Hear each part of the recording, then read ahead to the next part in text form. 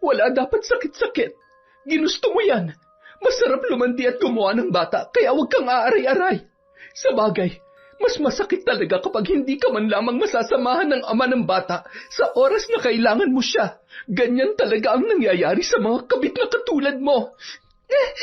Anong ginagawa mo? Bakit lalong sumakit ang tiyan ko?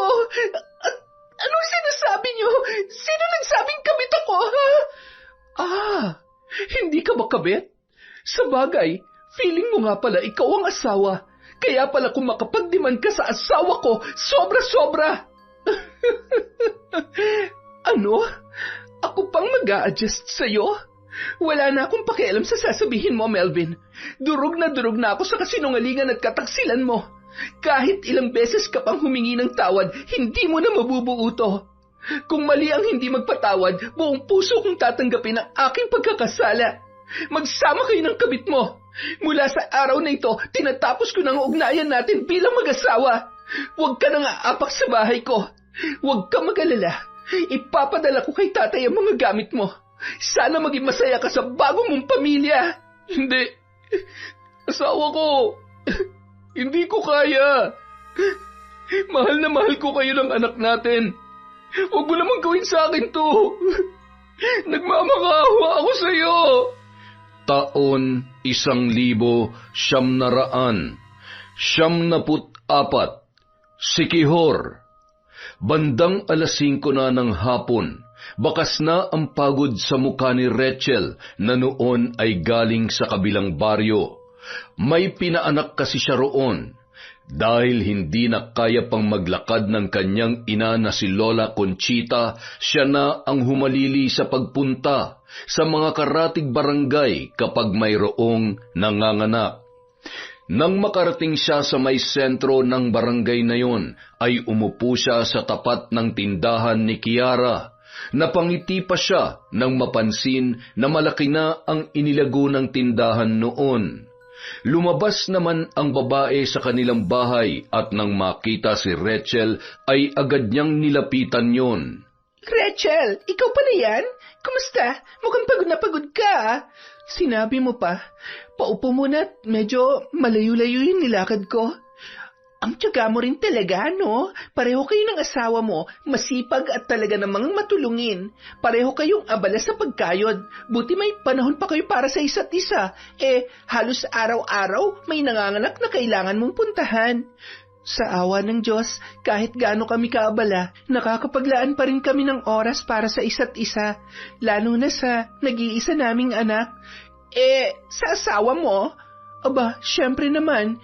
Alam mo, isa yan sa ipinagpapasalamat ko sa Diyos, Kiara, kasi meron akong mabait at responsableng asawa. Sa loob ng mahigit 10 taon na naming pagsasama, wala talagang nagbago mula nung maikasal kami. Aba, mabuti naman kung ganon.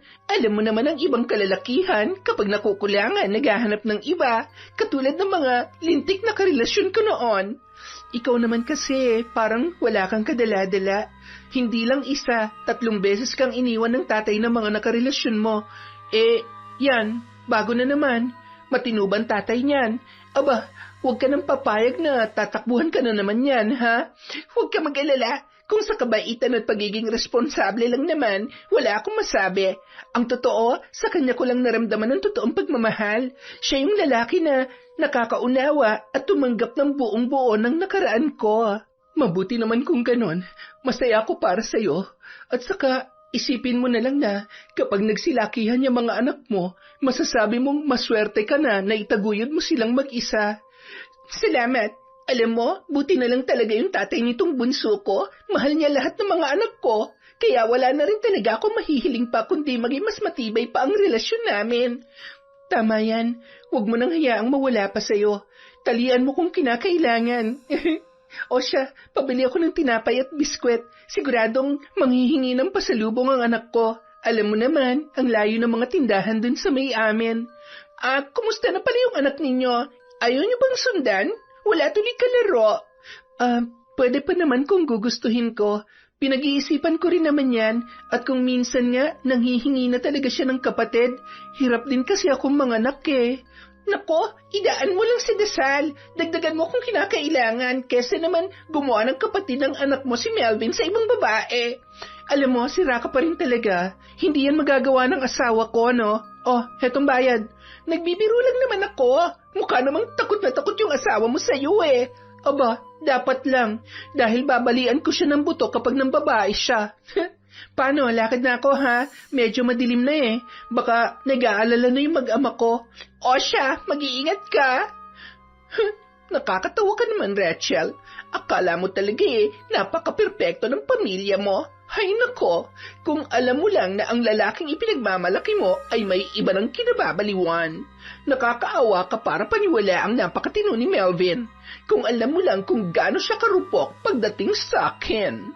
Nakangisi pa siyang tinatanaw si Rachel habang hinihimas ang noon ay nasa 3 buwan na laman pa lamang ng kanyang tiyan. Huwag kang mag-alala, anak. Hindi ka matutulad sa mga kapatid mo. Ipinapangako ko na gagawin kong lahat para magkaroon tayo ng isang masaya at buong pamilya. Kung tutuusin, si Melvin naman talaga dapat ang tatay ng mga anak ko eh, kung hindi lang bida-bida ang babaeng yon.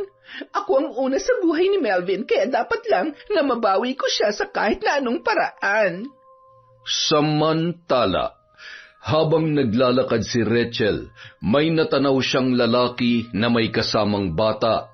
Kahit malayo pa, ay batid na niya kung sino ang mga yun. Pakiramdam niya na wala ang labis na pagod na kanyang nararamdaman nung mga oras na yun. Mama! Patakbo siyang sinalubong at agad na yumapos ang kanyang anak sa kanya. Ang sweet naman talaga ng anak ko. Saan kayo pupunta ng papa mo? Gabing-gabi na. Gabi na po, sabi ni Papa, kaya nag-aalala na po siya. Kaya po, sinalubong ka na namin. Di ba po, Papa? Ay, nako, asawa ko. Ang totoo, mayat maya na rin kasi akong tinatanong niyang anak mo eh. Kaya sabi ko, salubungin ka na namin at hindi rin naman titigil pati ang lolo't lola niya sa kakukulit sa akin. Kanino pa ba naman magmamana sa kakulitan niyang anak mo, kundi sa'yo, di ba? Ganyan na ganyan ka rin naman kakulit o baka nga mas makulit ka pa dyan eh. Oo na, sa akin talaga magmamana tong nag-iisang anak natin. Di ba anak? Pareho tayong gwapo at syempre, pareho nating mahal na mahal ang mama mo. Ay sus, oo na, mahal na mahal ko rin kayo. Tara na, bilisan na natin ang paglalakad. Siguradong gutom na ang mahal kong asawa at tsak, pagod na pagod ka na naman. Alam mo, pwede naman kasing itigil mo ng pagkukumadrone eh. Meron pa naman ibang marunong magpaanak dyan. Nahihirapan ka na rin. Minsan, alanganing oras ka susunduin. Nag-aalala na rin kasi ako sa iyo eh. Baka mamaya, magkasakit ka na sa puyat at pagod niyan. Asawa ko, wag mo akong alalahanin. Kaya ko naman eh. Isa pa, masaya ako sa ginagawa ko. Masaya ako na marami akong natutulungang tao. Sabi nga, hanggat may paraan para tumulong, tumulong tayo. Ako yung pinupuntahan nila kapag manganganak yung mga asawa nila. Ibig sabihin, sa akin nila pinagkakatiwala ang buhay ng asawa at anak nila. Hindi ako pwedeng tumigil. Isa pa, malaking tulong din para sa pang-araw-araw nating gastusin yon. Ikaw ang bahala. Ikaw lang naman ang iniisip ko eh. Sabi mo nga, masaya ka sa ginagawa mo, kaya walang dahilan para tumigil ka. Basta, kapag kailangan mo magpahinga, magpahinga ka rin, ha? Anak, huwag tatakbo at baka madapa ka.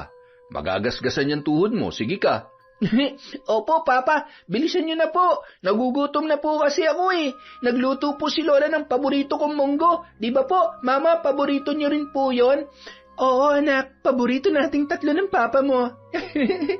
Patuloy na nag-uusap ang mag-asawa at palakad-lakad takbo naman si Jeremy hanggang sa makarating sila sa kanilang bahay. Nang mga oras na yon ay nasa balkonahe naman ng bahay ang mag-asawang sina Lolo Tasio at Lola Conchita. Ayan na sila. Buti naman habang mainit pa yung niluto nating ulam. Tingnan mo sila. Ang saya-saya nilang tingnan. Ganyan na ganyan din tayo nung maliit pa si Rachel.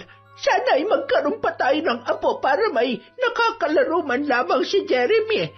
Ano, Kaya minsan ay parang matanda ko magsalita dahil parating tayo ang nakakalaro at nakakausap niya.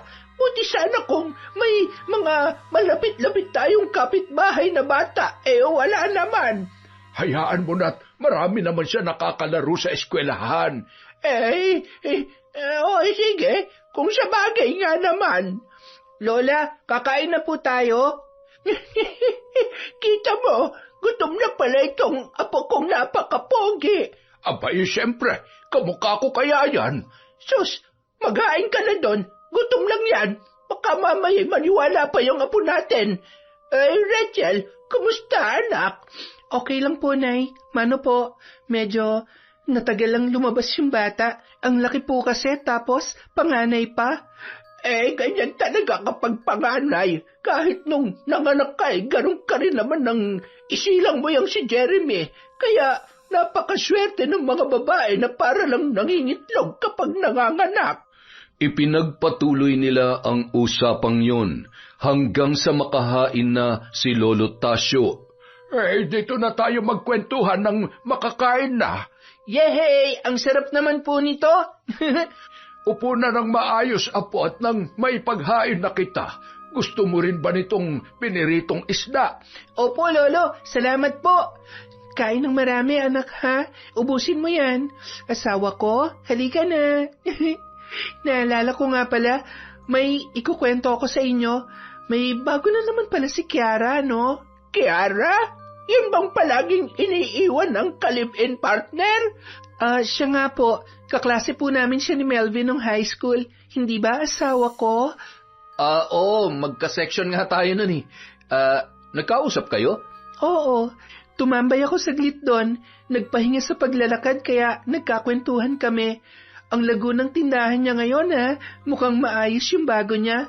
Niloloko ko nga kasi buntis na naman. Sabi ko, baka nga alam mo na. Huwag na sana maulit yung dati. Ang sabi niya naman, responsable yung tatay ng batang nasa sinapupunan niya. Sus, baka naman matino lamang sa umpisa. May mga babae talagang walang kadala-dala. Pero hindi naman natin siya masisi. Pang-apat na yung pinagbubuntis niya. Halos magkakasunod lamang Kaya naman talagang siguro ay naghahanap lamang siya ng makakatuwang sa pagpapalaki ng mga bata. Sadyang hindi lang siya sinuswerte. Sana naman ay tumagal nga sila nung bago niya at huwag na siyang iwanan. Kaya nga po kasi kapag nagkataon, kawawa naman siya. Akalain mo, 4 na bata ang kailangan niyang itaguyod na mag-isa? Ang hirap nung ganyan. Sugal siya ng sugal, kaya lalong nadadagdagan ng anak niya. Pambihira. Baka naman sadyang makating babae lamang yang si Kiara. Hindi naman ho siguro. Sadyang malas lang sa lalaki. Buti nga ho at maswerte ako sa asawa ko. Kasi hindi ko alam kung anong gagawin ko kung irresponsable at babaerong na pangsawa ko. Baka po, naipabarang ko na siya sa inyo. Asawa ko naman. Yan ang hindi ko magagawa sa'yo. Sobrang mahal ko kayo ng anak natin. Wala na akong mahihiling pa sa kabaitan at pagmamahal mo sa akin. Kaya naman, hindi ako magloloko. Hindi kita sasaktan at lolokohin. Tutuparin ko lahat ng pinangako ko sa iyo ng araw na hiningi ko ang kamay mo para maging asawa ko. Tsaka, ano naman ang mapapala ako sa ganyan? Di ba, Utay? Ay, nako, huwag mo siyang tatanungin tungkol dyan. Bumait lamang yan nung tumanda na at parang hindi na kayang... Kaya lamang ay mabait akong asawa. Sa halip na awayin ko siya, hinayaan ko na lamang pero siyempre, lintik lamang ang walang ganti. Ano pat may alam ako sa pambabarang at hindi ko sila sasampulan. Di ba? Walang kaalam-alam ang mga babae niya na pwede silang mamatay dahil lamang pinatulan nila ang gwapo kong asawa pero saksakan naman ang liit ng... Hoy! Tama na, Conchita! Sumusobra na yung kwento mo. Kita mo't nakikinig itong apo ko Lolo, maliit po yung alin. Ano po yung sinasabi ni Lola? Ano nga bang sinasabi ko Hindi na naman ako tatantanan yan. Anak, kumain na lang muna tayo, ha? Nakangising tumangutango na lamang ang bata habang nakatingin pa rin sa kanyang lolo at tila nag-iisip pa rin tungkol sa sinabi ng kanyang lola. Anak, bad yun ha? Di ba sabi ni Mama, huwag makikisali sa usapan ng matatanda? Opo, sorry po Mama. Sus, sige na, ubusin mo na yung pagkain mo. Masayang nagpatuloy sa pagkain ng hapunan ang mag-anak at pagkatapos ay agad na rin silang tumungo sa kani-kanilang mga kwarto.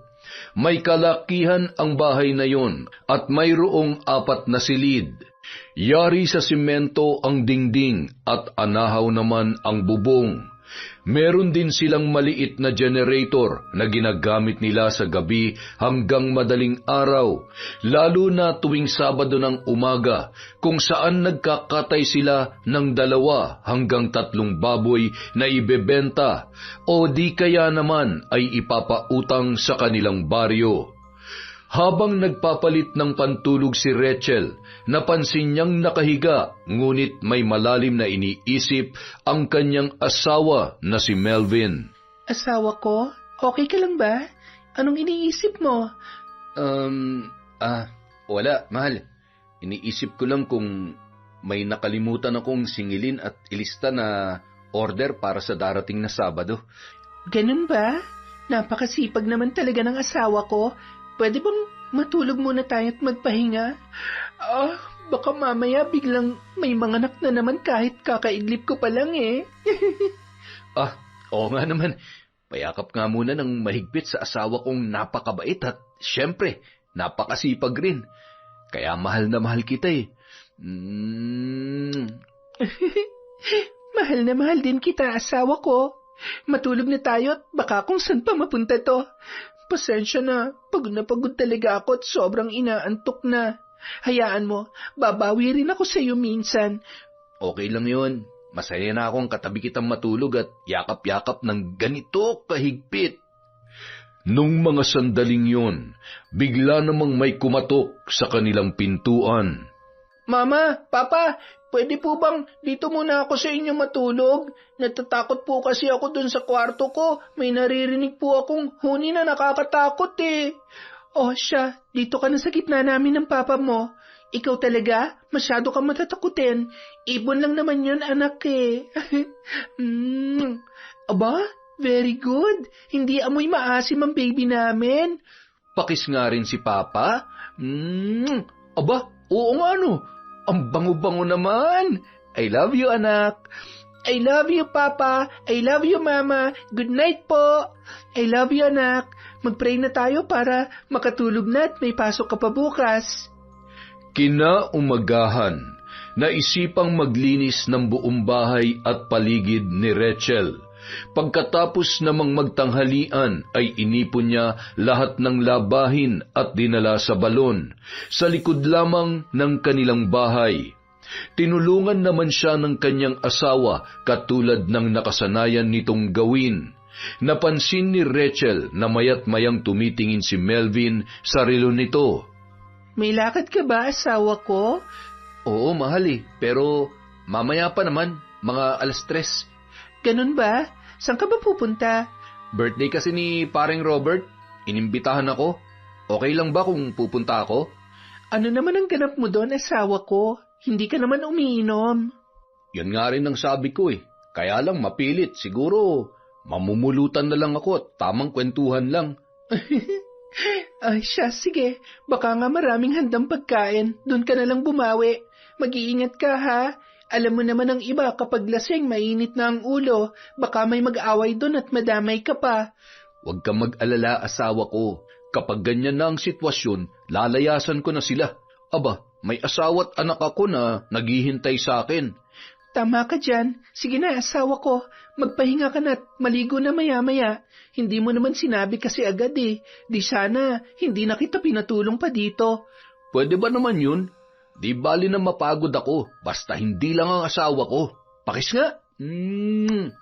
Ay sus, ikaw talaga. Napakaharot mo. Nakakahiya, baka mamaya makita tayo ni nanay at tatay. Gumaya pa ang mga yon. Makalipas ang ilang oras, nakagayak na si Melvin. Si Rachel pa ang naghanda ng damit na isusuot ng kanyang asawa.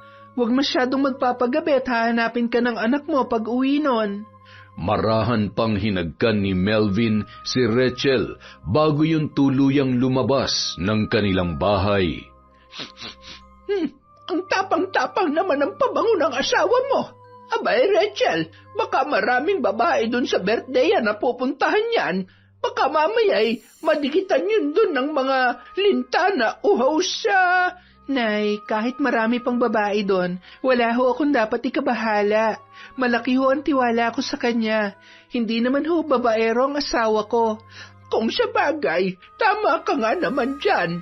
Maswerte ka at hindi tulad nung isa dyan na napangasawa mo.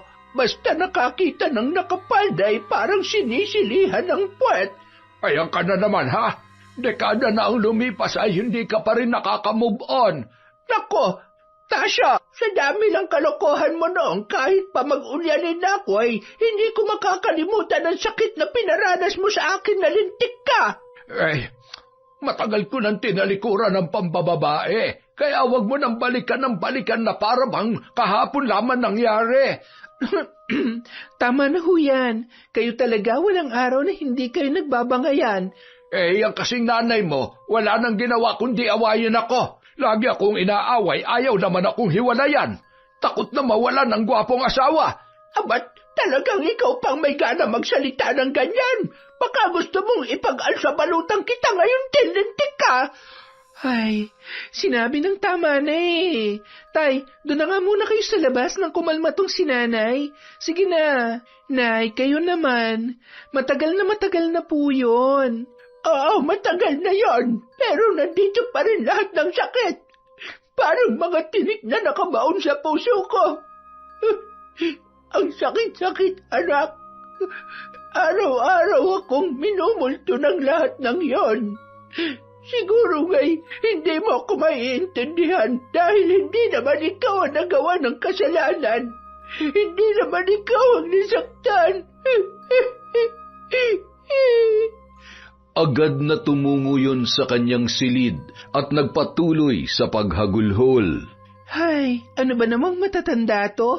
Eksena kayo araw-araw, ha? Daig nyo pa mga teenager kung... Siguro nga nasaktan lang din si nanay ng sobra. Maraming beses ko rin siyang nakikitang umiiyak nun eh, kahit alam ko kung gaano siya katapang. Tao lang din naman siya na nasasaktan. Baka nga hindi madaling makalimot ang puso kapag sobrang sakit ang nararamdaman. Kaya sana, wag naman hayaan ng Diyos na maranasan ko yon. Hindi ko alam kung ano magagawa ko o kung kakayanin ko ba.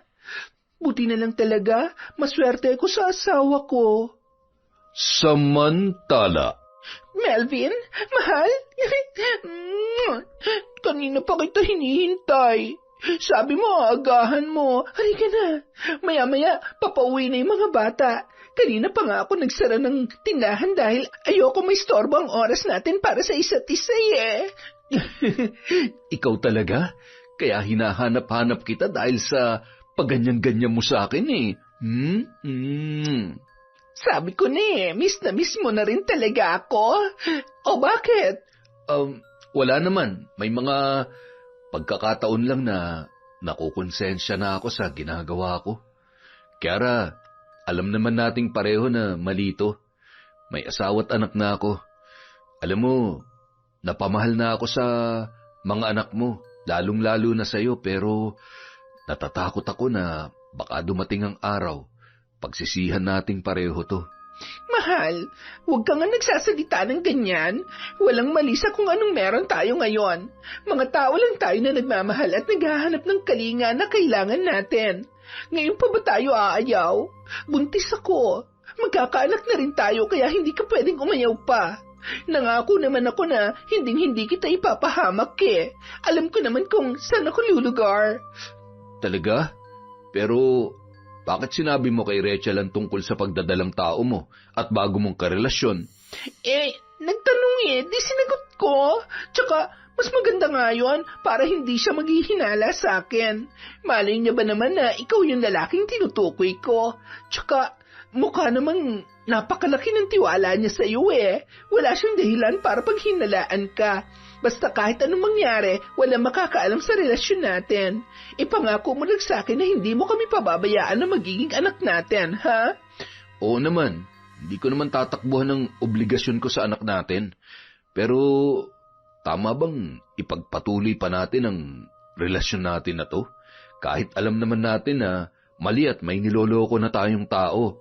Melvin, pwede ba wag mo nga akong pinapakonsensya? Pambihira ka naman eh. Halos mag-iisang taon na tayong gumagawa ng kasalanan. Nagbunga na nga't lahat-lahat pero ngayon ka lang tinutubuan ng konsensya. Alam mo, kung ginagawa mo yan para talikuran ako at ang magiging anak natin, huwag mo nang ituloy pa. Dahil oras na hindi mo panindigan ng batang ito, magsisisi ka. Sisirain ko ang masayang pamilya na pinagmamalaki ng asawa mo. Kiara, huwag ka naman magalit. Sorry na. Sige, hindi ako makikipaghiwalay sa iyo pero kailangan nating maging mas maingat. Kapag nagkataon, hindi lang basta kahihiyan ang aabutin natin. Baka pareho pa tayong mapahamak. Ay sus, natatakot ka mabarang ng biyenan mo? Naniniwala ka ba talaga doon? At saka, kung sakali man, ang dami-dami kong kakilala na albularyo kaya hindi ako natatakot. Ay, tama na nga. Ayoko nang pag-usapan pa yung kanigahan mo. Nakakainit ng ulo at nakakasira ng araw eh. Mahal, sorry na. Huwag ka na magtampo. Eh, ikaw naman kasi eh. Alam mo naman kung gaano kita kamis tapos yan pang ibubungad mo sa akin. Mahal na kita, Melvin. Kaya hindi ko nakakayanin pag mawala ka sa akin. Sa kabilang banda, habang nasa kusina at iinom na sana ng tubig, bigla namang nabitawan ni Rachel ang basong babasagin. Agad niyang dinampot ang bubog at napaaray nang masugatan siya noon. Oh, nasugatan ka? Ako na dyan, anak. Bakit naman kasi nabitawan mo? At talaga namang hinawakan mo pa. Hugasan mo yung sugat mo. Ayos ka lang ba? Okay lang ho ako, Tay. Medyo nakaramdam lang ho ako ng hindi ko maipaliwanag na para po bang kinabahan ako bigla. Ay, baka napagod lang ho ako sa paglalaba. Si Jeremy ho pala. Eh, nandun sa lola niya. Binibihisan ng damit pambahay. Ikaw naman kasi inubos-ubos mo lahat ng labahin talaga namang mapapagod ka niyan. Eh, minsan lang ho kasi ako mabakante. Kung hindi ho may magpapahilot, may manganganak, kaya mas mabuti na ring naubos ko na lahat pati mga ligpitin. Buti nga ho tinulungan ako ni Melvin eh. Habang nag-uusap ang dalawa, tumungo naman sa may kusina si Lola Conchita, kasama ang apo nito. Mama, asan po si Papa? Anak, baka mamayang 10:00 pa yon. Pumunta sa birthday party ang Papa mo. Oy, di ako sinama ni Papa. Gusto ko rin po doon, Mama. Nako anak, hindi ka pwede doon. Bawal ang bata sa birthday na yon. Maraming nagiinuman, maraming lasing. Takot ka sa lasing, hindi ba? Okay po, Mama. Ano yan, Mama? May sugat po kayo? Maliit lang to, anak. Nahiwa lang ng konti ng bubog na basag. Huwag ka munang lalapit dun sa may kay Lolo, ha? Baka mabubog ka pa. Diyan ka lamang muna, apo, at wawalisin ko lang ito. Eh, baka naman ikaw ang mabubog dyan. Sandaling at kukunin ko yung tsinelas mong panloob. Nagkatinginan naman sina Rachel at Lolo Tasio. Kita mo yung nanay mo. Kunwari pang inaaway ako pero mahal naman ako niyan. Kaya nga ho, pagpasensyahan nyo na. Masanay na kayo. Tsaka, may point naman si nanay. Ang importante, kahit gaano siya nasaktan noon at gaano kalaki ang pagkakamali nyo, hindi niya kayo iniwan. Nanindigan pa rin siya para sa relasyon at pamilya natin. Oh, anong pinag-uusapan nyo dyan? Ako ba? Opo, Lola. Sabi po ni Lolo, love na love niya daw po kayo. Tapos, ang ganda-ganda niyo pa daw po. Talaga, Apo? Sinabi yun ng Lolo mo? Opo, tsaka tama po si Lolo. Maganda kayo kasi kamukha kayo ni Mama. Lola, nagugutom na po ako. Ay, Sus Mariosep, may kapalit palang papurin yon. Eh siya, Anong gusto mong merienda, ha, apo? Nakangiti namang pinagmamasdan ni Rachel ang kanyang anak, pati na rin ang kanyang mga magulang. Araw-araw ipinagpapasalamat niya na malakas pa at nakakasama pa nila ang mga yun, lalo na't labis ang pag-aalaga ng mga yun sa kanilang nag-iisang anak na si Jeremy. Samantala, Maaga pa naman para umuwi, ah. Nagpaalam ka naman na maayos kay Rachel, di ba? Mamaya ka na umalis. Ilang araw na naman bago tayo magkita ulit. Basta sa linggo, ha? Pupuntahan kita, ha? Dating oras. oo na, babawi na lang ako. Kailangan ko na kasi talagang umuwi eh. Baka kasi nag-aalala na yun at hinahanap na ako ni Jeremy. O siya, sige na. Salamat sa oras at salamat din dahil naipaparamdam mo sa mga anak ko na may tatay na nagmamahal sa kanila. Kaya, napakaswerte na magiging anak natin. I love you, Melvin. Sige na, magpahinga ka na't matulog. Tiyempo lang ako, mahirap na. Baka may makakita sa akin paglabas ko ng pintuan. Wala na yan. Hindi naman usong tambay dito lalo na't nakasara ang tindahan ko. Mag-iingat ka. Nakatanaw pa ang babae sa noon ay palabas na ng tarangkahan na si Melvin. Ni minsan hindi ko pa siya narinig na nag-I love you to sa akin. Mahal niya ba talaga ako? O napipilitan lang siya para sa batang nasa sinapupunan ko? Ay, pero ramdam ko naman ang pagkasabik niya kapag magkasama kami. Ay, nakakapraning. Bahala na. Basta gagawin kong lahat para mapasakin siya ng walang kaalam-alam ang pamilya niyang iiwan niya. Konting panahon pa, makukuha rin kita ng tuluyan, Melvin. Bandang 11:00 na ng gabi nang makauwi ang lalaki sa kanilang bahay. Nadatnan niyang tulog na ang kanyang mag-ina. Nakayakap ang kanyang asawa sa anak nilang si Jeremy. Kinumutan niya na lamang ang mga yon at marahang hinagkan. Ay, patawarin niyo ako. Pero huli na para maitama pa ang pagkakamali ko. Ginagawa ko lang to dahil hindi ko kakayanin mawala kayo sa buhay ko. Ayaw kong masaktan ko kayo sa oras na malaman ninyo ang totoo. Alam kong hindi mo ako mapapatawad, asawa ko. Matagal niya pang pinagmasdan ang kanyang mag-ina bago pa siya tuluyang humiga.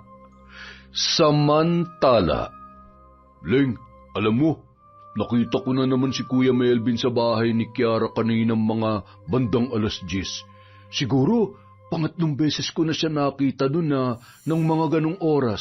Tapos, parang aligaga at may pinagtataguan. Ikaw, Boyet, huwag kang gumagawa ng kwento. Hindi maganda yan. At saka minsan, mas mabuti nang itiko mo na lang yung dila mo para hindi na masangkot sa anumang gulo. Tsaka, nagtataka ka pa saksakan naman ang haliparot ang babae na yon.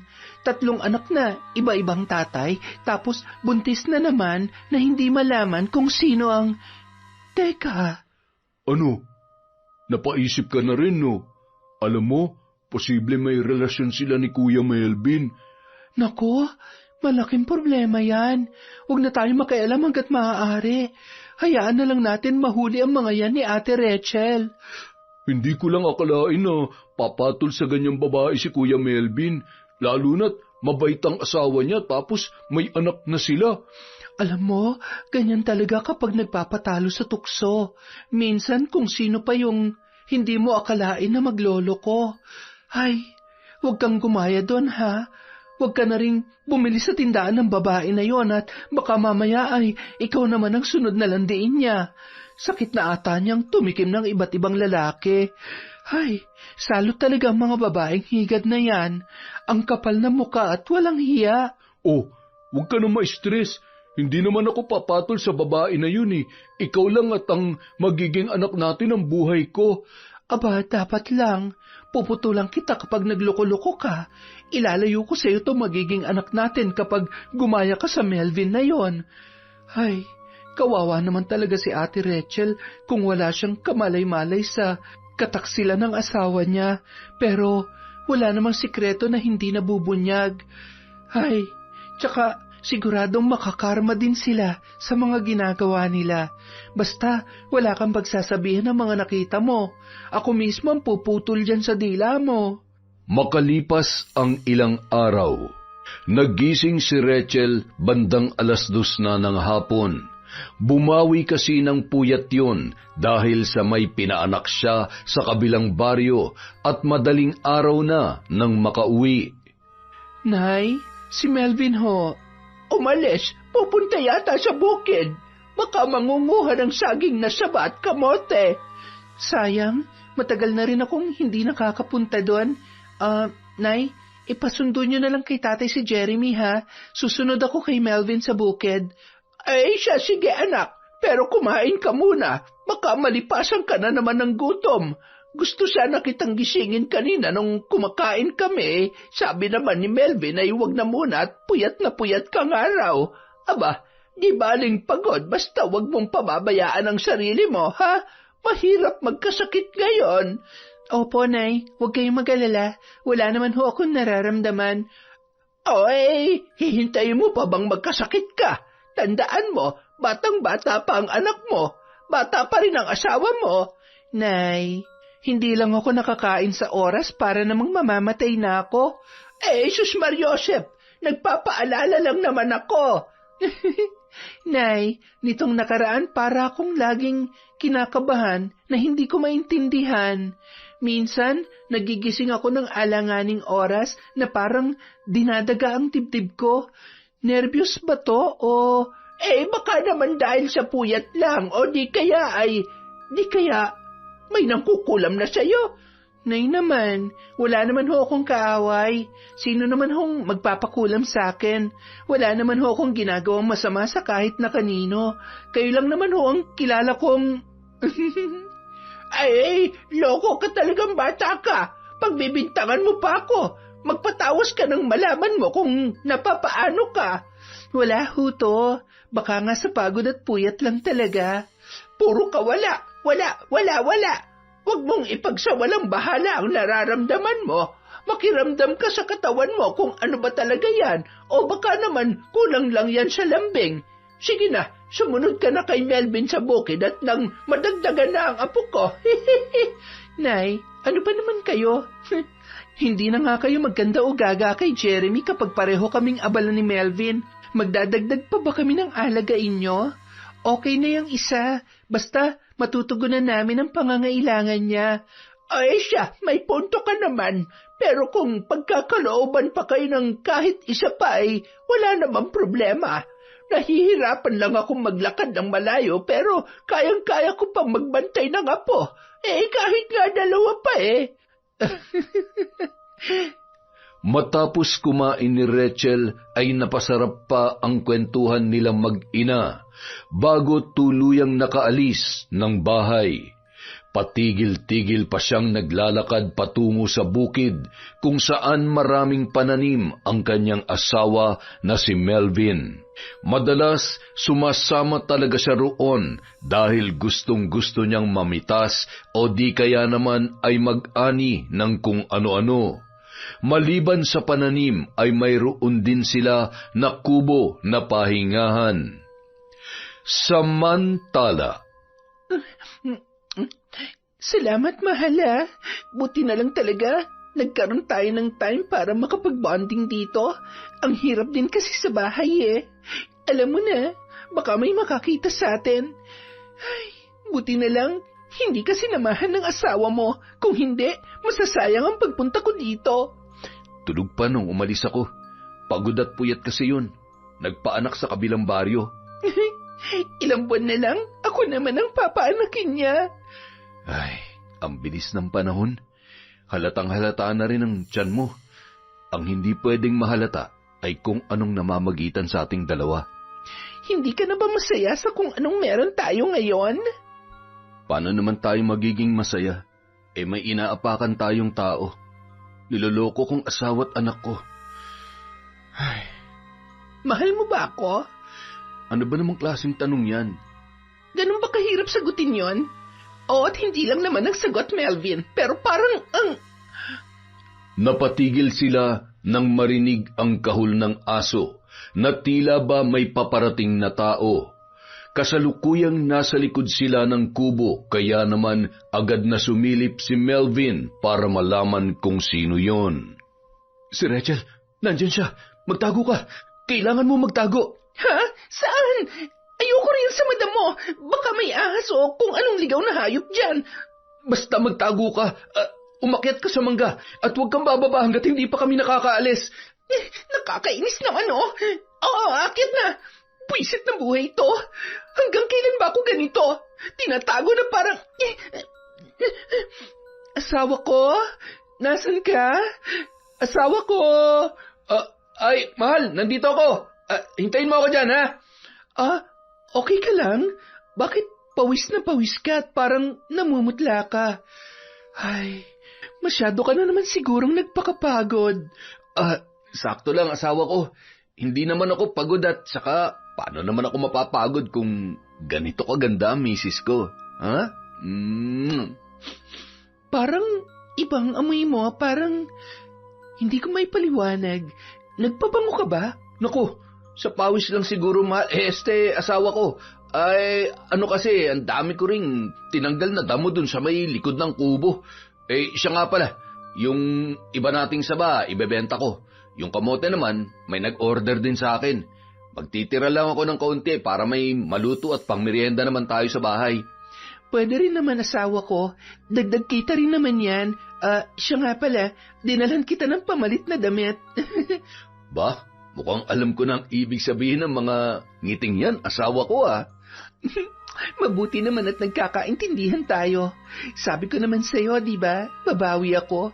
Alam mo naman, naging abala ako nitong nakaraan, kaya... Halika na nga.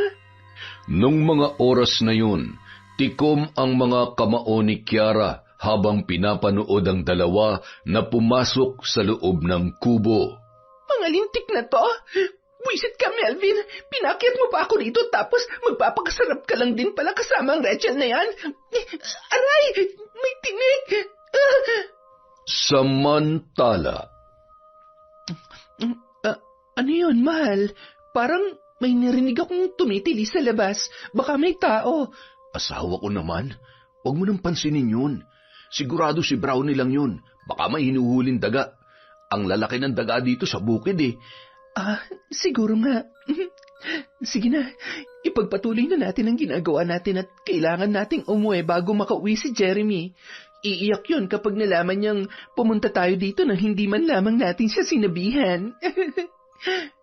Nung mga sandaling yun, dahan-dahan at nanginginig ang mga paa na bumaba ng puno ng mangga si Kiara at nagpagpag ng kanyang katawan na napakaraming antik.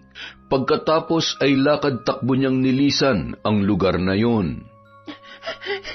Aray ko, makukunan pa ako sa lintik na... Ay, panira ka talaga ng moment na babae ka. Isa ka pa, Melvin. Humanda ka sa akin. Mga buwisit kayo. Makalipas ang isang linggo, muling napadaan si Rachel sa may tapat ng tindahan ni Kiara.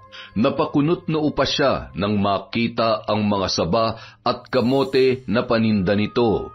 Hindi na kwento ni Melvin na si Kiara palang nag-order sa kanya ng napakaraming sabat kamote. Sa bagay, hindi niya naman na kailangang ipaalam pa sa akin ang lahat. Didiretso na sana si Rachel sa paglalakad nang tinawag siya ng babae. Rachel, baka pwede namang pakihilot din itong tiyan ko. Mag-aapat na buwan na rin to. Sadyang maliit lang talaga ako magbuntis. Hindi nga halatang buntis parang tumaba lang. Sexy na buntis, ika nga. Sige, babalikan kita sa mga susunod na buwan. Pupuntahan na lang kita dito. Hindi ka naman yata aalis siya nga pala. Ang gaganda ng saging na sabat, kamote na paninda mo oo. Dala yan ng tatay nitong baby ko. Sabi ko sa'yo madiskarte at masipag talaga yun Parang yung asawa mo rin. Mabuti naman kung ganon. Sige na, hindi na ako tatambay at medyo pagod na rin ako. Babalik din ako mamayang gabi. Kukunin ko lang yung ibang gamit ko. Mukha kasing mapapaaga ang panganganak nung nagpapahilot sa akin eh. Akala ko sa susunod na linggo pa. Ay, sige. Pasensya na't naabala pa kita. Mag-iingat ka, Rachel. Teka, anong nangyari dyan sa braso mo? Ba't napakarami mo yatang pantal? Pati dyan sa leeg mo. Ay nako, pati ito pakikialaman pa. Dahil lang to sa'yo. Ito naman, alam mo na, minsan lang kami magkita ng partner ko dahil busy sa trabaho. Kaya ayun, pinanggigilan. Sira ka talaga.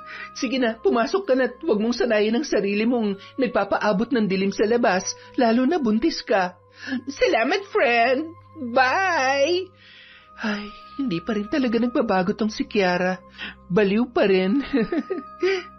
Bagamat abala sa paglalakad, hindi mawala sa isip ni Rachel ang kwento ni Kiara tungkol sa tatay ng dinadala niya. Nang makauwi sa bahay, naikwento niya yun kay Melvin habang sila ay nagmimerienda. Asawa ko, kilala mo ba yung bagong boyfriend ni Kiara? Hindi.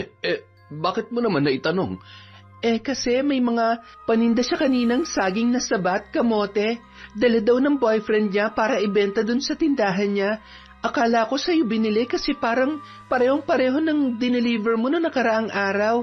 Sabi mo may umorder sa'yo, di ba? Akala ko nga si Kiara yung umorder sa'yo eh. Ay, nako, asawa ko. Hindi ko nga nakakausap yung Kiara na yan eh. Hayaan mo sila sa buhay nila. Huwag ka masyado naglalalapit doon at alam mo na. Oo nga naman, anak. Hayaan mo siya sa buhay niya. Ni kung anong tinitinda niya o di kaya ay kung sino man ang tatay ng anak niya. Bahala siya sa buhay niya. Basta hindi naman si Melvin ang ama, yun ang mahalaga. Nay naman, bakit naman nasabi niyo yun? Anong masama sa sinabi ko? Tama naman, hindi ba? Hanggat hindi ikaw ang ama, wala tayong dapat problemahin. Hindi naman ikaw, kaya tapos ang usapan. Masyado mo naman pinapakaba si Melvin. Ay, nako, huwag ka nang gumaya sa mga pagkakamali ko, ha? Alam mo, sa totoo lang, at masaya na maraming nagkakagusto sa'yo. Marami kang babae, pero hindi naman permanenteng saya yan. Dahil sa huli, talagang pagsisisihan mo. Ni minsan hindi sumagi sa isip ko yan. Hindi ko magagawa yan sa asawa ko at patutunayan ko yan sa inyo. Ay, kumain na nga lang tayo. Ang sarap na nilagang saging eh. Magdadala ako nito ha. Asawa ko, pwede mo ba akong ihatid mamaya sa kabilang baryo? Oo naman. Di naman kita pababayaan na pumunta dun mag-isa. Magpapasundo na nga lang sana ulit ako eh. Kaya lang, hindi maiwan ng asawa niya yung hihilutin ko. Medyo kumikirot-kirot na kasi yung tiyan niya eh. Sa tingin ko, mga 11:00 o 12:00 manganganak na yon. Makalipas ang ilan pang linggo, hindi maintindihan ni Rachel ang kabang nararamdaman. Pakiramdam niya ay may malaking nagbago sa kanyang asawa. Rachel, anak, nakalimutan sigurong bumili ni Melvin ng bigas. Huli na itong isasaing ko, tapos wala na rin halos mga gagamitin sa kusina. Pasuyo naman. Sandali lang hunay, sasabihin ko lang po, nasa kwarto po siya, masama raw ang pakiramdam. Agad namang pumasok si Rachel sa kanilang kwarto at kinausap ang kanyang asawa. Masakit pa rin ba ang ulo mo, asawa ko? Oo, pero mawawala din to. Huwag ka mag-alala. Asawa ko, wala na pala tayong bigas. Nakalimutan mo yatang bumili. Ha? Wala na ba? Pasensya na, nawala sa isip ko ha. Okay lang naman. Marami ka rin kasing pinagkakaabalahan nitong nakaraan. Ako na lang ang bibili para makapagpahinga ka. Sakto, may aabutan pa akong masasakyan mamaya papunta sa bayan. Pahingi na lang ako ng pambili. Asawa ko, baka pwedeng bawasan mo muna yung itinabi natin nung nakaraan. Wala kasi akong pera ngayon eh. Wala kang pera? Kahit 2,000 lang? Bakit? Kasi hindi pa nakasingil dun sa mga pautang ko. Yung pera na manghawak ko, Naibayad ko na sa baboy na kakatayin sa Sabado. Sige, okay lang. Sige na, matulog ka muna nang gumanda ng pakiramdam mo. Bibili din ako ng gamot para makainom ka. Uso pa naman ang trangkaso ngayon. Sige, asawa ko. Pasensya ka na talaga ha. Mag-iingat ka pag alis mo. Tumango lamang si Rachel at tinitigan ang muka ng kanyang asawa. Hindi niya alam kung bakit nung mga oras na yon ay ramdam niya na may hindi sinasabi si Melvin. Agad siyang nagpalit ng damit at kumuha ng pera mula sa kanyang itinatago at lumabas ng kanilang silid. Oh, may lakad ka ba, anak? Pupunta ho ako ng bayan, Tay. Mag-grocery lang ho ako. Wala na rin kasi tayong bigas. Ano? Nilalagnat ba si Melvin? Opo, Nay. Lalagnatin talaga at wala siyang pera. Hindi niya raw nasingil yung mga pautang niya eh. Ayun lang.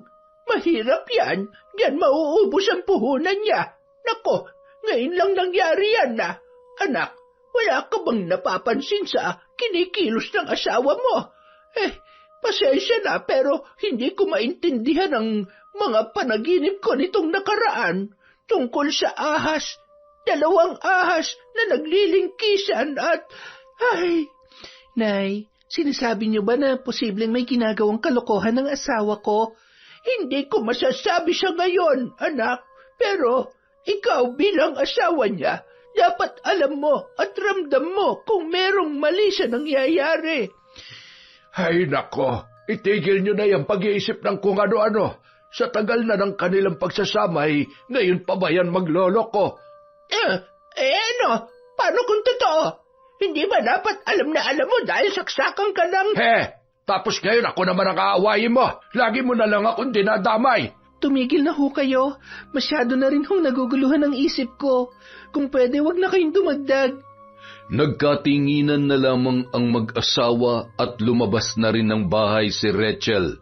Habang naglalakad patungo sa daungan, muli siyang dumaan sa tindahan ni Kiara. Natanaw niya pa yun, maging ang mga kakaibang ngiti nito na parabang may nais ipakahulugan. Dati kapag dumadaan ako dito, wala naman siyang pakialam. Tapos, biglang nitong mga nakaraang buwan, gustong-gusto niya na akong kinakausap. Ay, ano ba itong nararamdaman ko? Malito. Mahal na mahal ako ni Melvin. Hindi niya magagawang pumatol sa katulad ni Kiara. Mahal niya kami ni Jeremy. Lumipas pa ang 1 linggo hanggang sa manganak ang isang babae na malapit lamang sa bahay at tindahan ni Kiara. Si Rachel ang nagpaanak at labis namang nagpapasalamat ang mag-asawa. Salamat Ate Rachel ha, talagang hindi niyo na kami pinagbayad. Walang anuman, mas kailangan niyo yan para sa anak ninyo. Ang bait niyo talaga, napakaswerte sana ni Kuya Melvin. Sana? Wala po, ang ibig kong sabihin ay, swerte siya na kayo na pangasawa niya. Sigurado ka ba na yan talaga ang gusto mong sabihin sa akin? Ay, Leng, meron ba akong dapat malaman? Nagkatinginan sina Boyet at ang asawa nitong si Leng. Sige na, sabihin mo na. Karapatan ni ate na malaman ang totoo. Ate Rachel, ayaw sana namin makialam dahil ayaw din naming masangkot sa gulo. Iniisip din namin na baka sakali na mahuli mo sila. Sila? Anong ibig niyong sabihin? Si Kuya Melvin po at si Kiara, maraming beses ko na pong nakikita si Kuya Melvin na pinupuntahan siya at umuuwi ng gabi. Kapag nariyan po si Kuya Melvin, nagsasara po sila ng tindahan. Kung minsan po, dumadaan kayo ditong mag-asawa papuntang ibang baryo tapos pagbalik po, pagkahatid sa inyo, dinadaanan niya muna si Kiara bago umuwi sa bahay ninyo. Tsaka sa tingin po namin, si Kuya Melvin ang ama ng batang dinadala ni Kiara. Mga hayop sila, mga manloloko. Hindi ko palalampasin ang kanilang kataksilan. Mananagot sila sa akin. Ate, pasensya na. Ayaw lang naming madamay kaya pinili naming maging bulag at pipi sa katotohanan. Naiintindihan ko. Salamat pa rin. Ang mas mahalaga ngayon, alam ko na ang totoo. Huwag kayong mag-alala, hindi ko hahayaang madawit ang pangalan nyo. Wala nang madadamay pa dahil tanging sila lang ang mananagot at magbabayad sa kasalanan nila sa akin. Samantala, bandang 9:00 ng gabi, sinundo si Rachel ni Melvin sa bahay ng mag-asawa. Pinilit niyang pakalmahin ang sarili noong mga oras na yun. Nang tumapat na sila sa tindahan ni Kiara ay hindi na napigilang magsalita ng babae. Ang lago na talaga ng tindahan ni Kiara, no? Napakaswerte naman niya sa tatay ng batang dinadala niya. Mukhang maayos kung magsustento. Akalain mo, hindi lang yung anak niya at nanay ng bata ang sinusustentuhan, pati mga anak sa iba't ibang lalaki. Nakakatuwa, ano? May mga lalaki pala talagang aang-anga kung magmahal. Sana binata pa dahil kung may asawa na, baka napapabayaan niya na yung sarili niyang pamilya. Bakit ba masyado kang interesado sa buhay ni Kiara? Buhay niya yan, wag na natin pakialaman at pag-usapan. Ikaw naman, hindi naman talaga ako interesado sa buhay ng haliparot na tulad niya. Yung buhay ng tatay ng anak niya. Oo, sana lahat ganun magmahal, literal na ibibigay at isasakripisyo ang lahat. Ay, umuwi na tayo. Pagod ka lang at baka gutom ka na kaya kung ano-ano na yung sinasabi mo. Ikaw, hindi ka ba gutom? Pwede naman tayong bumili ng merienda kay Kiara. Schoolmate naman natin siya, baka malibre pa tayo. Ano, gusto mo ba? Nakaluto na si nanay at tatay, kaya sa bahay na lang. Ano ba nangyayari sa'yo? Parang ang init ng ulo mo. Mainit ang ulo ko? Hindi ah. Tara na nga. Napakagaling mong magpanggap na para kang inosenteng lintik ka. Ang kapal ng mukha mo para lukohin ako. Tingnan lang natin kung hanggang saan naaabot ang kalokohan niyo ni Kiara. Pagbibigyan ko kayo sa larong gusto niyo. Tagu-taguan, ang mahuli, patay. Nang makarating sila sa bahay, agad silang kumain ng hapunan. Kapansin-pansin ang pagiging tahimik ni Rachel habang kumakain. Anak, ayos ka lang ba? Opo, Nay. Okay lang po ako. Pagod at inaantok na ako kaya nagmamadali akong kumain. Mukha ho ba ako may problema? Ang saya-saya ko po kaya. Anak, ubusin mo yung pagkain mo, ha? I love you. Paano? Matutulog na ho ako. Maaga ho ang lakad ko bukas. Agad na tumayo ang babae at nagsipilyo. Sabay hilamos na rin sa kanilang lababo bago yung tuluyang pumasok sa kanilang silid. Humarap siya sa salamin at kinausap ang kanyang sarili. Anong naging pagkukulang mo? Anong kasalanan mo para gawin niya sa'yo to? Anong plano niya? Iiwan niya ba kami ni Jeremy? Habang buhay niyang itatago sa akin ang katotohanan, paniniwalain niya ako na mahal niya ako habang patuloy siyang lihim na nakikipagkita sa kabit niya. Hanggang kailan niya itatago sa akin ang katotohanan? Ang galing mong magpanggap lalo ng babaeng yon. Isasampal ko sa inyong katotohanan pagdating ng tamang pagkakataon. Mga hayop kayo! Nung mga sandaling yon, sakto namang pumasok si Melvin sa kanilang silid. Oh, ano nangyari? Sigurado ka ba na okay ka lang talaga? Pasimpleng nagpahid ng luha si Rachel at isinuot ang damit na pantulog. Oo, pasensya na, nagulat lang kasi ako. May nakita kong ipis kaya ayon, nanggigil na rin ako. Papatayin ko sana kaya lang sumuot agad sa ilalim ng higaan natin eh. Makatulog na nga. Ay, good night. Napakunot noo si Melvin. Sa unang pagkakataon, nakita niyang naging matabang ang pakikitungo sa kanya ng kanyang asawa. Ano ba nangyayari sa kanya? Nakalimutan ko na naman bang mag-abot ng panggastos? Ay, hirap naman ng ganitong sitwasyon. Di ko na rin alam kung paano maibabalik yung pera na nagastos ko para kay Kiara at sa mga anak niya. Dagdag gastos na naman kapag manganganak na. Nahihirapan na rin ako magsinungaling. Ay naku, ang gulo-gulo na ng isip ko. Hindi ko na alam kung anong gagawin ko at kung saan hahantong ang lahat ng ito.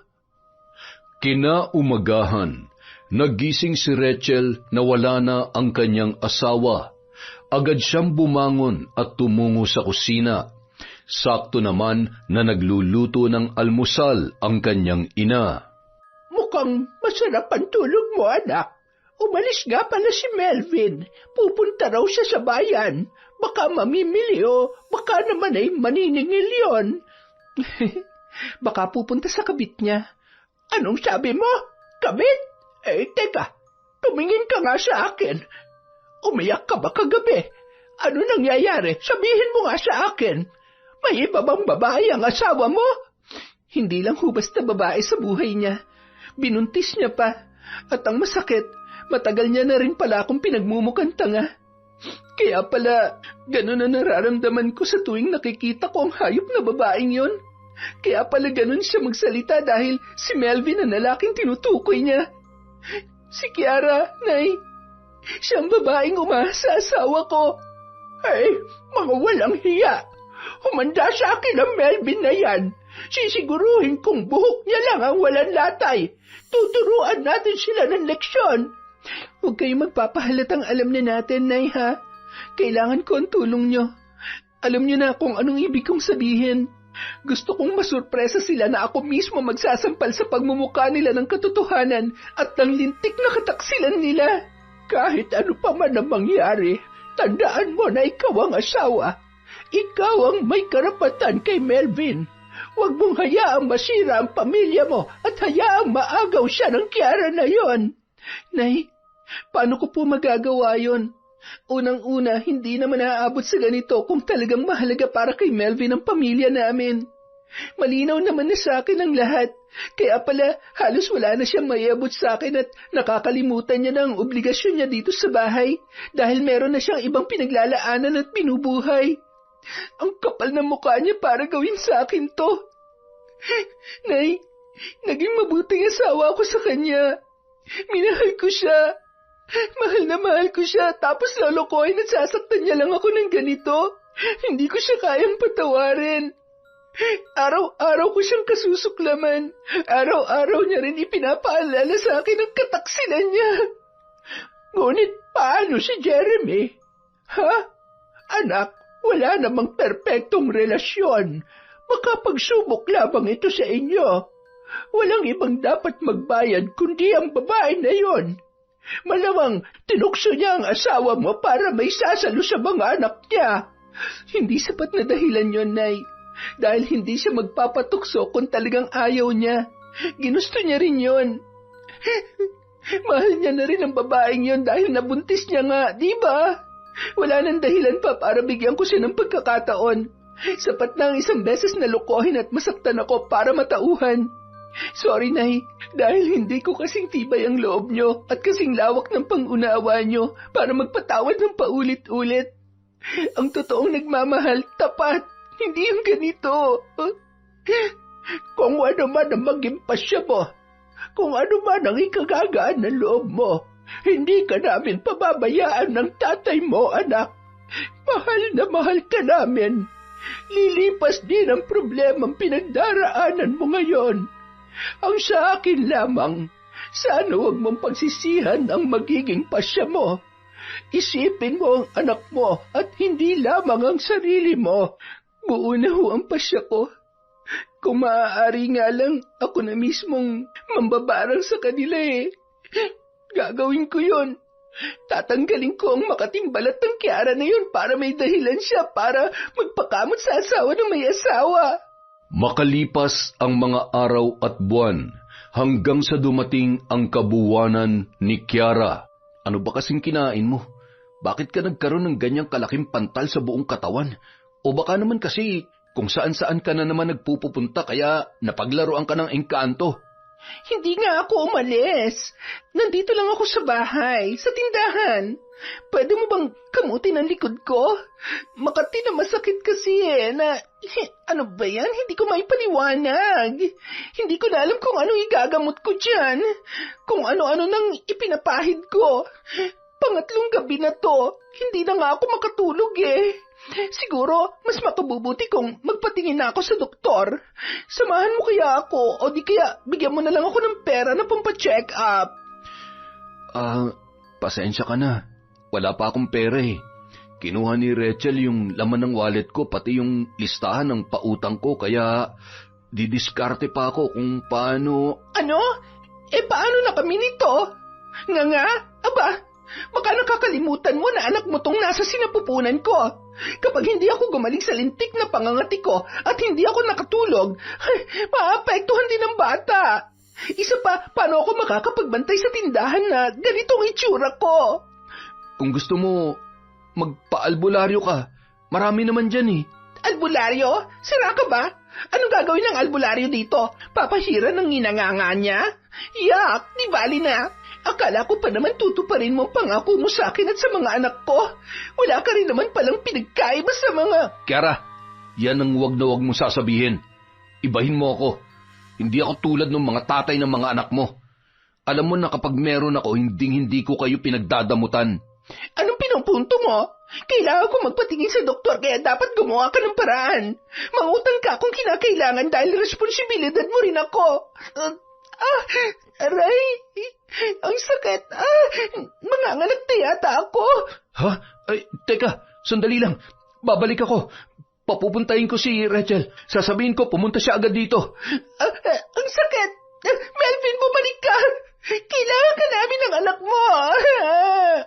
Lakad takbo yung umuwi sa bahay at hangus na hangus nang dumating doon. Hingal na hingal ang lintik. Ganyan pala kapag manganganak ng kabit. Ano at natataranta ka? May problema ba? Napadaan po kasi ako kina Kiara sa may tindahan para bumili sana. Pero manganganak na siya. Kailangan ka doon, asawa ko. Tinatamad pa naman ako. Ikaw nang magpatulog sa anak natin at sinisipon si tatay. Si nanay, sasamahan kita at gabi na. Huwag na, dito ka lang. Si nanay mo nang sasama sa akin. Hindi naman na sumasakit ang paa at tuhod niya. Ano naman ang gagawin mo doon? Makakatulong ka ba sa pag-iri ni Kiara? Nandun naman siguro yung tatay ng bata. Sige na, lalakad na kami. Nay, pasuyo po ng mga gamit. Tara na po. Excited na ako makita yung pang-apat na anak ni Kiara. Tingnan natin kung kamukha niya ba o kamukha ng tatay niya. Hindi na nakaimik pa si Melvin nung mga oras na yun. Bakas sa kanyang mga mata ang pag-aalala. Bilisan natin at hindi na ako makapaghintay pang sabunin ang babaeng higad na yon. Nakita niyo ho bang ekspresyon ng mukha ni Melvin kanina? Halatang nag-aalala siya para sa babae na yon. Wala ho talagang balak umamin. Buti nakakatulog pa siya sa gabi. Sa bagay, mukhang sanay na. Nang makarating ang mag-ina ay nakahiga na sa banig si Kiara habang nag-iiyakan naman ang kanyang mga anak. Mga bata, dun muna kayo sa kwarto ninyo. Huwag kayong mag-alala, okay lang ang nanay nyo. Manganganak lang siya. Hindi pa naman siya mamamatay. Si Melvin, nasaan? Bakit mo hinahanap yung asawa ng anak ko? Hindi naman yun maalam magpaanak. Ano, sobrang sakit na ba? Hoy, ano yan? Ano nangyari sa balat mo? Nako, parang ang kati-kati naman niya na. Hindi ka patutulogin yan. Wala akong panahon na makipagkwentuhan. Paanakin niyo na ako. Aray, ang sakit. Pang-apat na yan hindi ka pa rin ba sanay? Dapat dyan kahit hindi ka umiri, kung sanang lumabas yung anak mo. Wala dapat masakit-sakit. Ginusto mo yan. Masarap lumandi at gumawa ng bata, kaya huwag kang aaray-aray. Ay, sa bagay, mas masakit talaga kapag hindi ka man lamang masasamahan ng ama ng bata sa oras na kailangan mo siya. Ganyan ang nangyayari sa mga kabit na katulad mo. Anong ginagawa mo? Bakit lalong sumasakit ang tiyan ko? At anong sinasabi niyo? Sino nagsabing kabit ako, ha?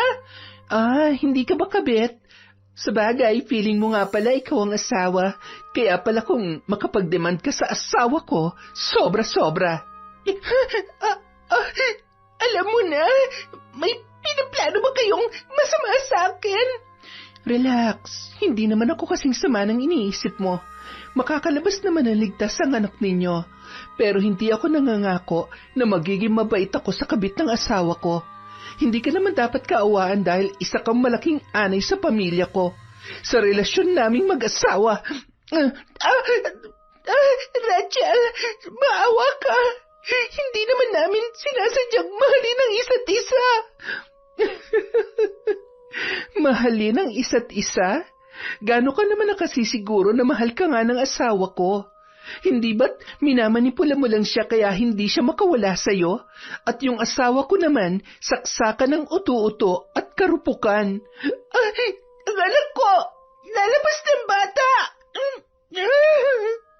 Matapos makalabas ang sanggol, nawalan din ng malay si Kiara dahil sa napakaraming dugo ang nawala sa kanya. Gayunpaman, nagawan ng paraan ng mag-ina ang pagdurugo sa pamamagitan ng orasyon sa panganganak. Kung ako lamang ang masusunod ay hahayaan ko ng maubusan ng dugo ang lintik na babaeng higad na yan. Ang sarap pakuluan sa kawali na may kumukulong mainit na tubig. Tingnan mo yung bata. Hindi nga may pagkakailang anak yan ni Melvin. Kamukhang kamukha ng lintik na yon. Ay, mas masakit palang makita ang bunga ng kanilang kataksilan. Hindi pa rin ako makapaniwala sa mga nangyayari, Nay. Nung mga sandaling yon, nagulat na lamang sila nang biglang dumating si Melvin. Oh, bakit sumunod ka? Ano, hindi na ba kaya ng konsyensya mo o takot ka lang na baka mapatay namin tong kabit mo? Anong nangyari sa kanya? Huwag ka mag-alala sa kabit mo. Buhay pa yan. Nawalan lang ng malay. Ang laki kasi ng anak mo. Mukhang naalagaan mo ng hustong mag-ina mo, ha? Binabati kita. Tatay ka na ulit. Ikaw nang bahala sa mag-ina mo. Tutal, nandito ka na rin naman. Asawa ko, mag-usap muna tayo. Sasabihin ko na ang lahat. Huwag naman sanang matapos ang relasyon natin dahil lang sa isang pagkakamali. Ano? Ako pang mag-a-adjust para sa'yo? Wala na akong pakialam sa sasabihin mo, Melvin.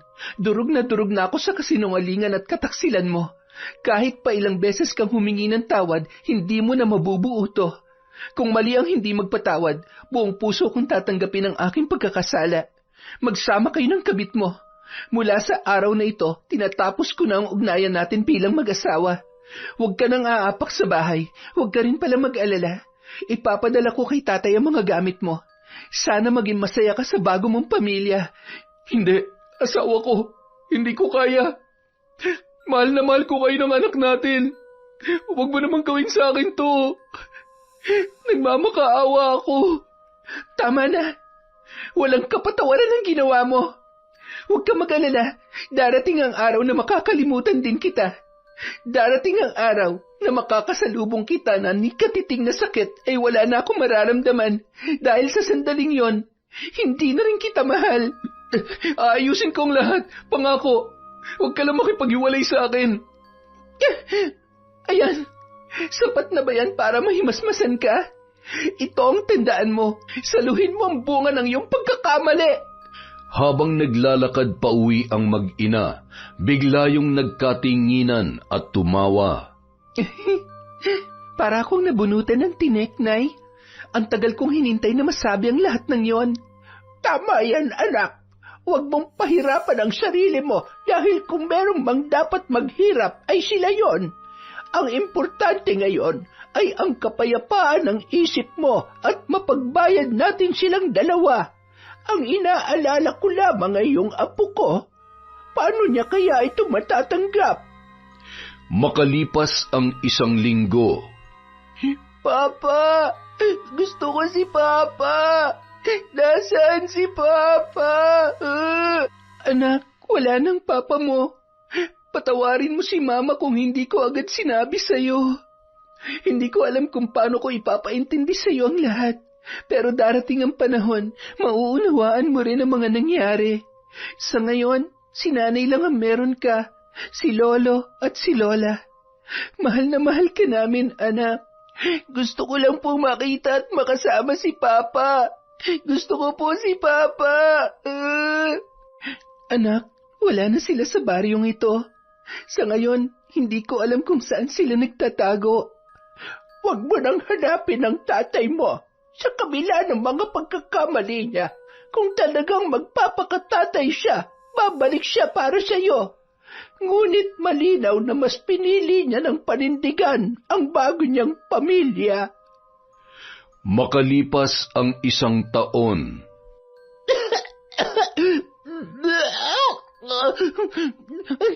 Mahal, salamat dahil sa kabila ng pagsira ko sa pamilya mo.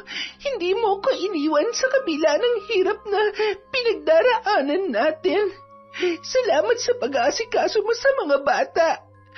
Siya nga pala, bukas ay kukunin ng mga bata ng mga kapatid ko. Si Bunso lamang ang ibibilin ko sa'yo. Hindi pa huli ang lahat. Balikan mo ang mag-ina mo. Humingi ka ng tawad sa kanila ng paulit-ulit.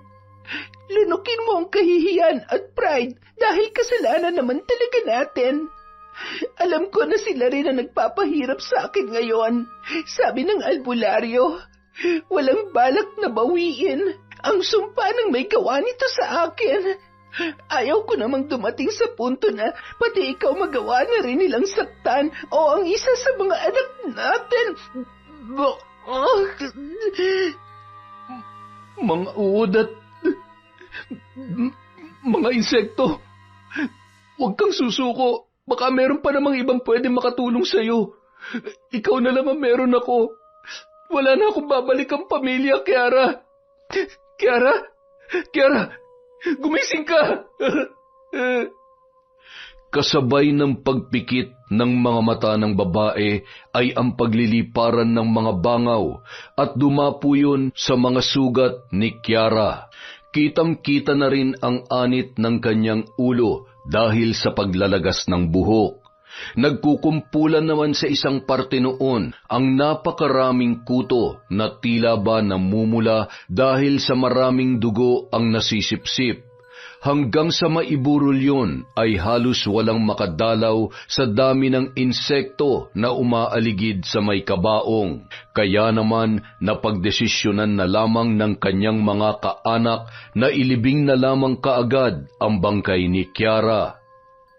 Makalipas ang 6 na taon, bumalik si Melvin sa dating baryo at tumuloy sa dating bahay ni Kiara kasama ang kanilang anak. Nabalitaan ko na bumalik na si Melvin dito sa baryo natin. Nagkita na ba kayo? O nagkasalubong man lang? Kumustahan? Ganon? Kumustahan, Nay? Ano na parang walang nangyari? Ganon? Never. Manigas siya. Matagal na yon, anak. Patawarin mo na. Isa pa, pagkatapos niyong pahirapan yung tao sa mga kamalasang sinapit niya, siguro naman ay natuto na siya. Hindi pa rin humababago na ng nakaraan, Tay. Tama lang yun sa kanya. Anak, ikaw maaaring hindi mo na siya kailangan. Pero yung anak mo, ako na ang nakukonsyensya. Walang araw na hindi niya pinapangarap na makasama ulit ang kanyang ama. Isa pa yung nandito na ulit si Melvin. Kaya siguradong magkikita at magkikita pa rin sila.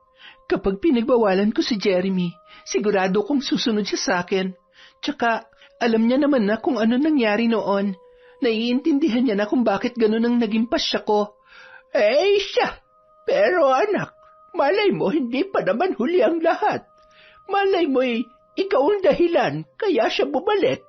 Hindi ka na ba talaga naniniwala sa second chance? Kung magloko pa, hindi siya mismo ang barangin natin.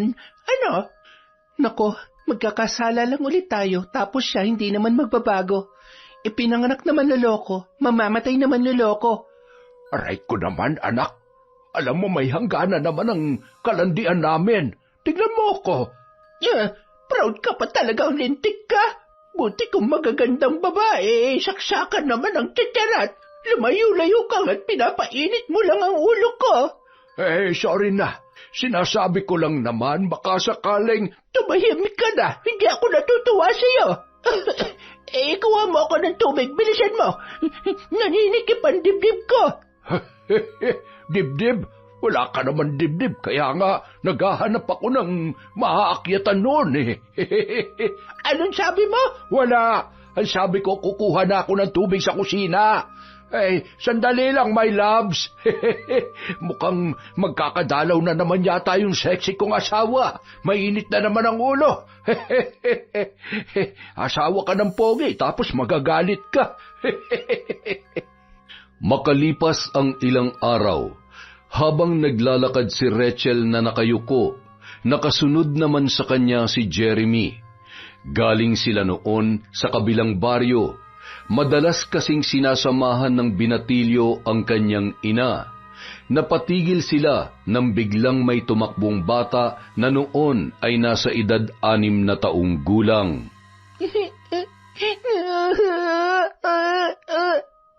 Naku, nasugatan ka. Bakit ka kasi takbo ng takbo? Ayan tuloy. Saan ang bahay nyo? Gusto mo, kargahin kita pa uwi sa inyo? Ang pogi mo naman. Sino mga magulang mo, ha? Bunso? Anak! Ay, nandyan ka pala. Rachel? Jeremy?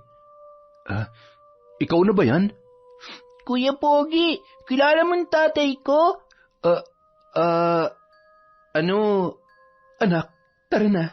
Nag-aaksaya lang tayo ng oras dito. Sige po, pasensya na. Kailangan na po naming umuwi.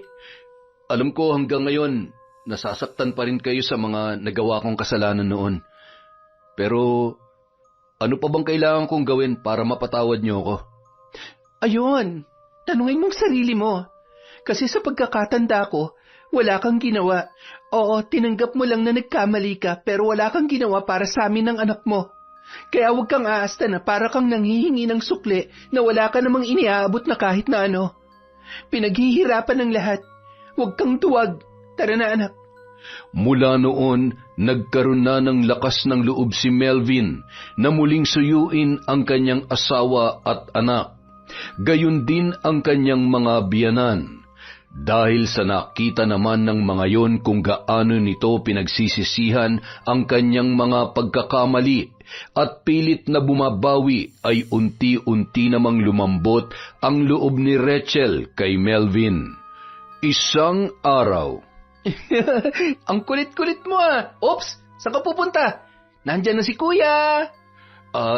Hindi ko akalain na magiging sobrang lapit nila sa isa't isa. Ako rin naman eh. Hindi naman mahirap mahalin yung bata. Malambing at bibo. Parang si Jeremy lang nang maliit pa. Salamat.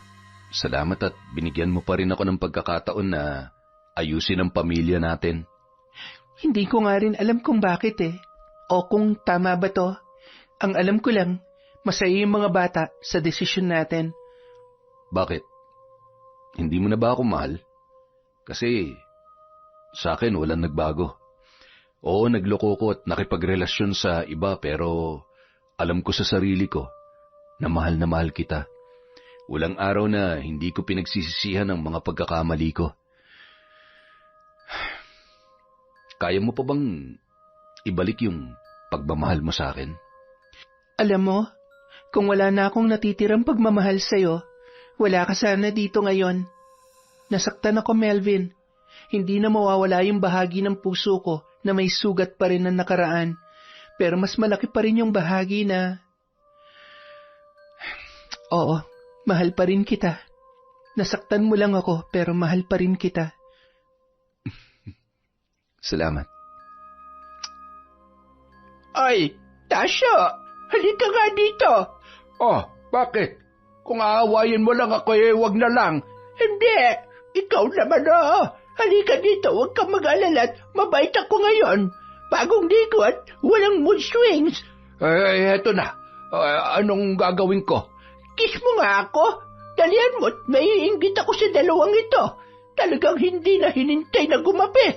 Hay nako, si nanay talaga. Yon! Isa na naman pong malupit na kwento mula sa Kwentong Enteng. Maraming salamat po at hindi nyo pinagsasawaan ang mga kwento natin. Dahil dyan, meron na naman tayong shout out. Hello po kay Joy Cadusale, kay Celia Tolentino, Team Christine's Bakery of Cubay, Lambonaw, Iloilo, from Sandro Gar 12.